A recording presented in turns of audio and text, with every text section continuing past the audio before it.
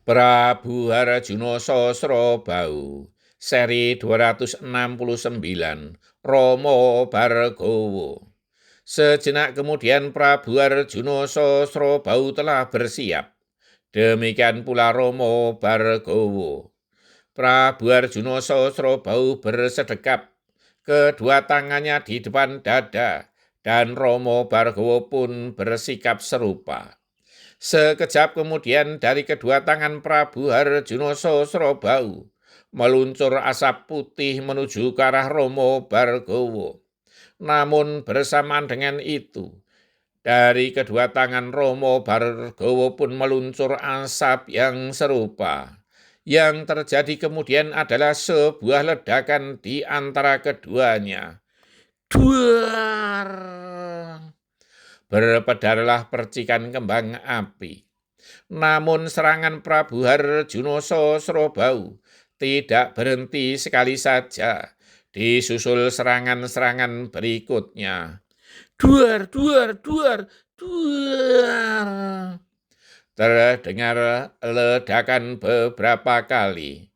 Ledakannya kadang lebih dekat dengan keberadaan Rama Bhargawa, kadang di tengah dan kadang lebih dekat dengan keberadaan Prabu Harjuna Sasrabau. Karena Rama Bhargawa tidak mau hanya menjadi sasaran, ia pun melontarkan serangan pula. Ledakan-ledakan yang cukup keras. Namun sekeras apapun, tak akan ada orang lain yang mendengarnya. Adu ilmu tingkat tinggi antar keduanya.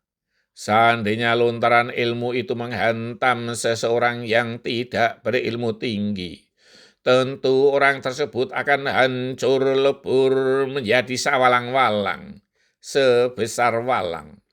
Namun keduanya adalah titah yang berilmu sangat tinggi, sehingga keduanya masih kokoh berdiri. Keduanya kemudian meloncat mundur. Tiba-tiba Rama Bhargawa yang berseru, "Terimalah seranganku, Sang Prabu."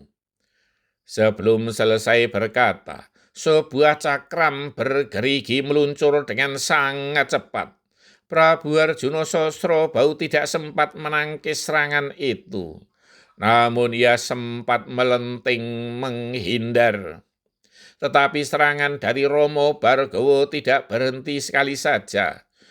Lontaran berikutnya susul menyusul. Prabu Harjuna Sasrabau sibuk melenting ke sana kemari menghindari sambaran cakram dari Rama Bhargawa. Namun Prabu Harjuna Sasrabau tak ingin hanya menjadi sasaran serangan. Ia pun berbuat serupa dengan Rama Bhargawa. Dilontarkannya cakram serupa dengan milik Rama Bhargawa. Yang terjadi kemudian adalah dentingan yang sangat keras. Beradunya dua cakram besi bergerigi. Cuang, cuang, cuang, cuang, cuang. Memekakkan telinga, namun tak satu pun yang mengenai sasaran. Dan cakram-cakram itu pun musnah tanpa bekas. Karena benda itu adalah perwujudan dari ilmu kedua orang sakti Mandraguna tersebut. Namun seandainya cakram tersebut menghantam seseorang, tentu tubuhnya akan berlubang dan pasti akan tewas seketika. Namun keduanya tak terluka sedikit pun. Setelah beberapa saat tidak ada yang unggul, keduanya kemudian meloncat mundur.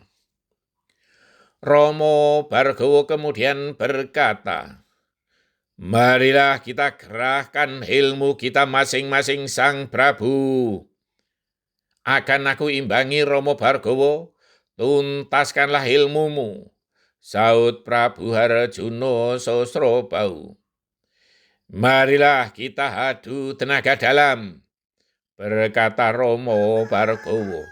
"Aku turuti kemauanmu, Rama Bhargawa," saut Prabu Harjuna Sasrabau.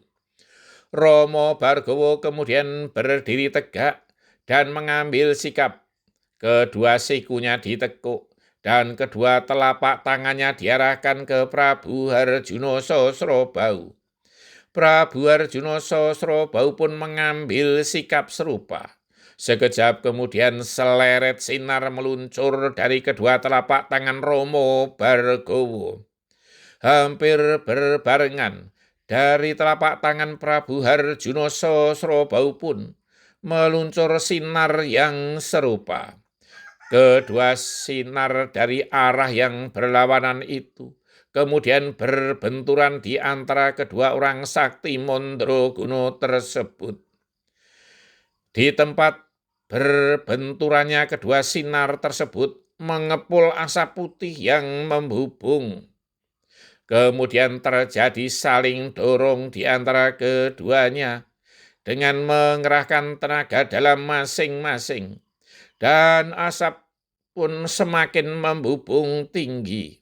Namun pusat benturan tersebut tidak beranjak dari tempatnya, tidak mendekati Prabu Harjuna Sosrobau, dan juga tidak mendekati Romo Bargowo. Bersambung. Dua orang berilmu sangat tinggi dan berbudi luhur. Dalam pertarungan pun tetap menjunjung tinggi sikap kesatria.